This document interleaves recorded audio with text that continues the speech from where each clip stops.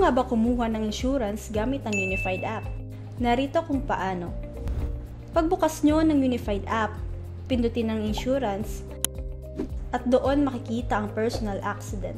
Pindutin ito at makikita nyo ang category for insurance. Pumili at i-click ito. Makikita nyo sa itaas ang policy option, assured details at beneficiary details. Sa policy option, mamili ng policy number at pindutin ito. Pumili ng inyong nais na term at i-click ang next. Sa assured details, fill up pa ng mga detalye at review bago pindutin ang next.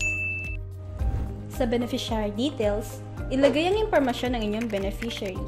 At kapag tapos na, pindutin ang proceed. Lalabas ang summary ng inyong mga nilagay na detalye. Ilagay ang transaction password at i-click ang confirm payment. Mas pinadali ang pagkuha ng insurance sa ating Unified app. Coverage you can count on to protect you.